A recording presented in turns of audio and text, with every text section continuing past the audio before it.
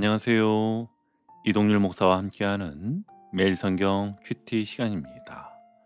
오늘 우리가 함께 나눌 본문은 니에미야 1장 1절에서 11절 말씀입니다.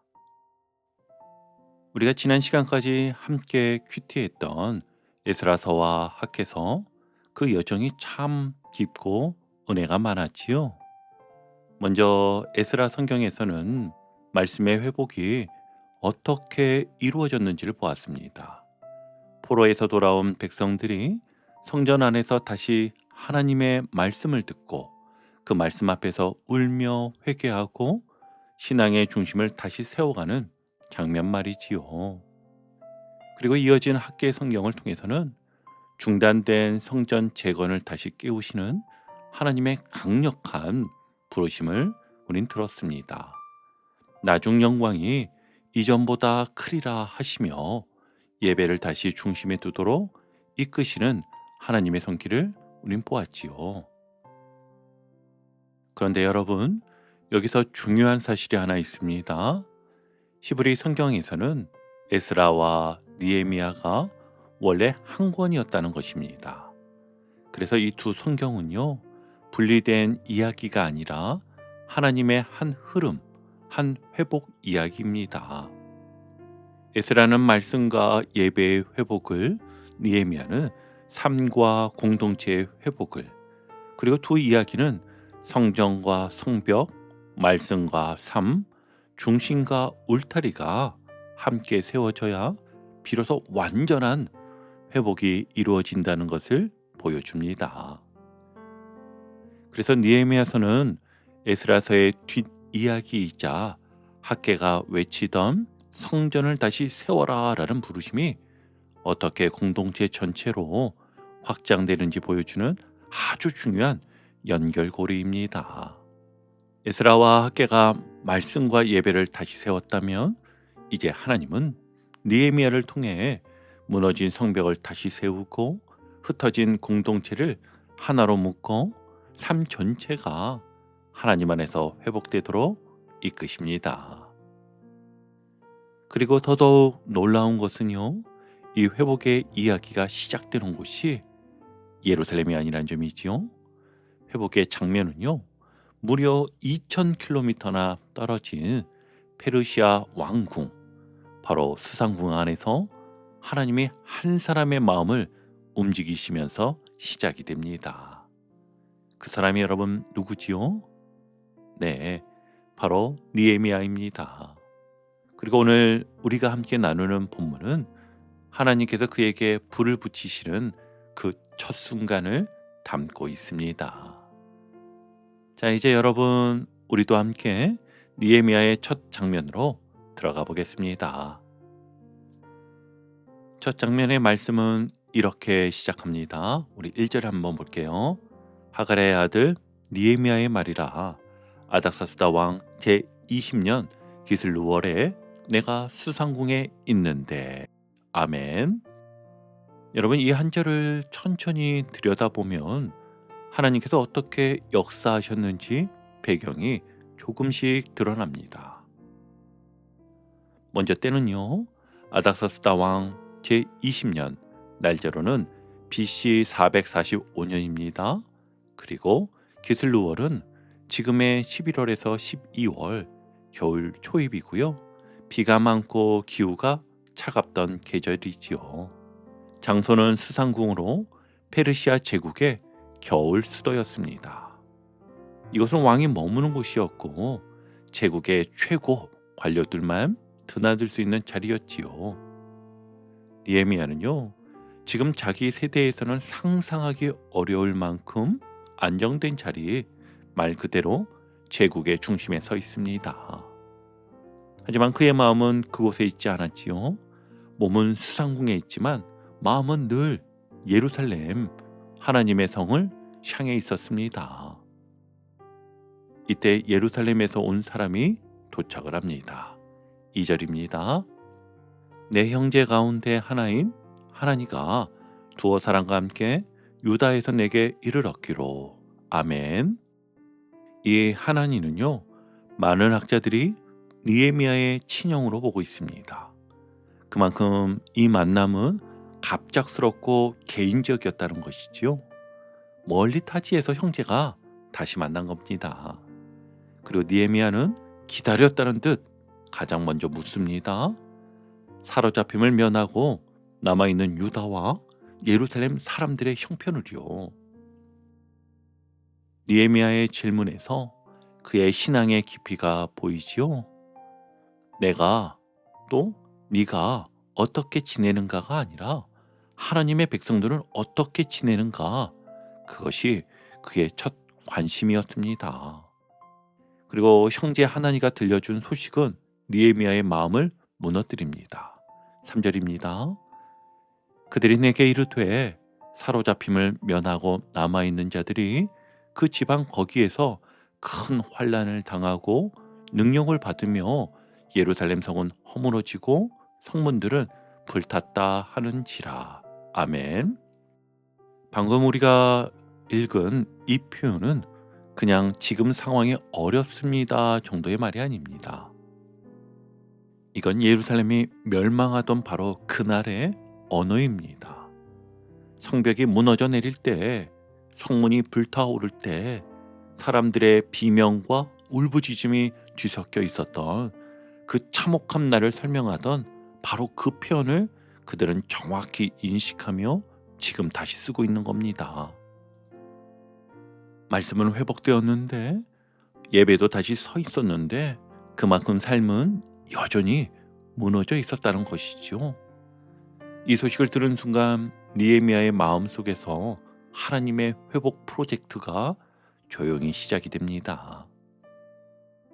여러분, 느헤미야는 몸은 왕궁에 있었지만 마음은 언제나 하나님의 집, 하나님의 백성에게 향해 있었습니다. 우린 여기서 중요한 영적 태도를 배울 수 있습니다. 먼저는요, 교회를 향한 관심을 놓지 않는 마음이지요. 우린 일상에서 분주함 때문에 신앙의 뒷자리로 밀릴 때가 참 많습니다. 그러나 느헤미야처럼 내가 어디에 있든 마음은 하나님께 향할 수 있습니다. 오늘 이렇게 한번 실천해 보세요. 주님, 오늘 우리 교회와 성도를 지켜주세요. 지금 예배드릴 준비를 하는 분들을 붙들어 주세요. 짧아도 좋고요. 단 한 줄의 기도여도 괜찮습니다. 언제나 늘 교회를 향한 관심을 가지는 우리가 되길 바랍니다. 두 번째는요, 누군가의 상태를 먼저 묻는 사람 되기입니다. 느헤미야는 자기의 안부보다 먼저 예루살렘 백성들의 형편을 물었습니다. 우리도 오늘 누군가에게 이렇게 말해보길 바랍니다. 요즘 마음은 괜찮아요? 요즘 신앙생활은 어떠세요? 이 한마디가 누군가에게 큰 위로가 될 것입니다. 그리고 세 번째는 영적 고향을 기억하기입니다. 신앙을 처음 붙잡았던 자리, 처음 기도하며 울었던 순간을 떠올려 보세요. 그 마음을 잃지 않는 것이 회복의 첫걸음이 될 것입니다. 자, 계속 이어서 본문의 두 번째 장면인데요. 3절의 처참한 예루살렘의 소식을 들은 느헤미야의 첫 반응이 매우 인상적입니다. 성경은 4절과 같이 기록하는데요. 함께 보시면, 내가 이 말을 듣고 앉아서 울고 수일 동안 슬퍼하며 하늘의 하나님 앞에 금식하며 기도하여. 아멘. 여러분, 이 구절은요, 느헤미야의 영적인 깊이를 그대로 보여줍니다. 이를 한마디 한마디 나누어서 자세히 살펴보면요, 제일 먼저는 앉아서 울었다라고 하는데요, 마음이 움직였다는 증거이지요. 느헤미야는 즉시 뛰어나가 행동하지 않았습니다. 그는 먼저 앉았습니다. 그리고 울었습니다. 이 반응은요, 단순한 감정이 아니라 하나님의 마음에 깊이 공감하는 영적 반응이었지요. 그리고 다음을 보면 수일 동안 슬퍼했다라고 합니다. 쉽게 잊지 않는 마음입니다. 느헤미야에게 이 소식은 하루만 울고 잊혀지는 그런 감정이 아니었던 겁니다. 며칠 동안 마음을 짓누르는 슬픔이었죠. 그 깊은 슬픔이 하나님의 마음을 향한 감각이 살아있다는 증거일 것입니다. 그리고 다음은 금식하며 기도했다라고 하는데 영적 행동으로 이것들을 연결시켰다는 것이죠. 울음이 기도로 이어졌습니다. 감정이 신앙으로 연결되었습니다. 여기서 금식은 단순히 식사를 끊는 행동이 아니라 하나님 앞에 집중하겠다는 마음, 내가 할 수 있는 것보다 하나님이 하셔야 한다는 고백, 영적인 긴급함, 이것이 담긴 믿음의 행동이었습니다. 즉 느헤미야의 회복 사역은 이렇듯 무너진 성벽 앞에서가 아니라 흘린 눈물과 금식의 자리에서부터 시작이 되는 것입니다. 여러분, 우리에게도 이런 순간들이 있습니다. 가족 문제로 마음이 무거울 때, 공동체를 보며 답답함이 생길 때, 자녀를 보며 염려가 밀려올 때, 교회의 어려움을 들을 때 우리는 마음이 흔들릴 때가 많습니다. 그때 느헤미야처럼 해보면 어떨까요? 어떻게 했지요? 먼저는 슬픔을 하나님의 자리로 가져가는 것입니다. 마음이 무거운 일이 생기면 그저 한숨만 쉬지 말고 잠깐 30초라도 눈을 감고 하나님께 말해보세요. 주님, 이 문제를 주님께 가져옵니다. 여러분, 이 짧은 기도가요, 우리의 슬픔을 신앙으로 이끄는 첫걸음이 되줍니다. 그리고 그 다음으로는 금식을 작은 방식으로 실천해 보세요.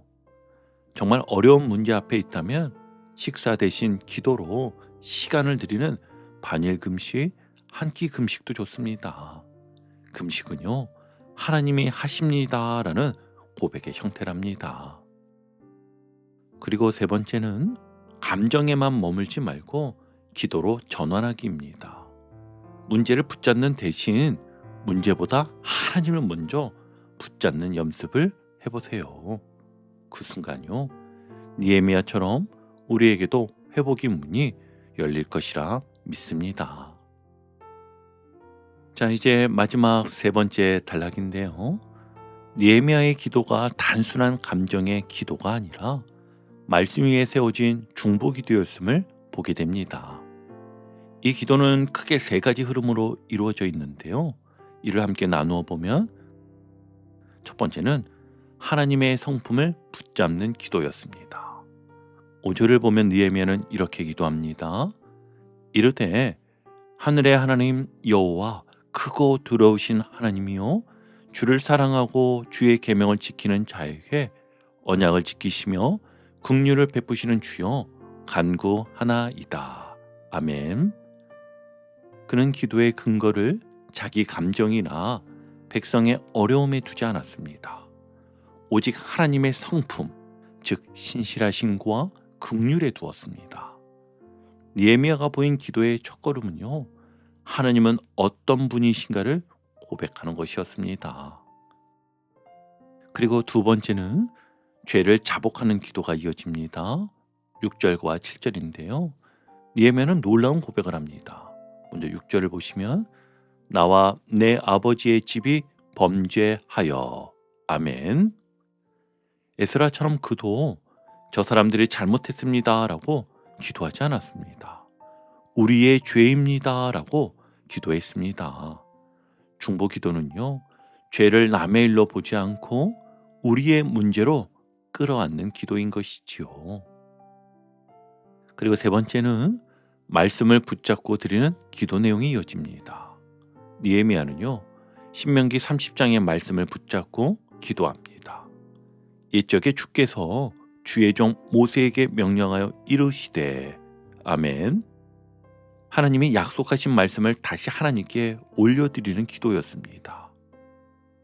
그리고 마지막 구절이 이렇게 끝납니다. 11절 한번 보시면 그때 내가 왕의 술 관원이 되었느니라. 아멘.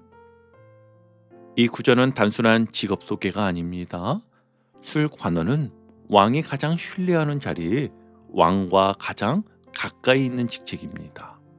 즉 하나님은 이미 느헤미야를 회복의 도구로 준비해 두셨던 것이었지요. 이제 오늘 큐티를 정리하며 마무리하겠습니다. 오늘 느헤미야 1장은 회복의 첫 장면을 이렇게 가르쳐 줍니다. 현실을 하나님의 시각으로 보고 마음 아파 울며 그 슬픔을 하나님께 올려드리고 말씀을 붙잡고 기도하는 사람, 바로 그 사람을 통해 하나님은 무너진 성벽을 다시 세우신다는 것을요.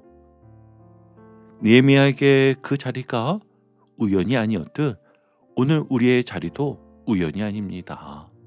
하나님은요, 지금도 우리의 눈물과 우리의 기도를 통해 새로운 회복을 준비하고 계십니다.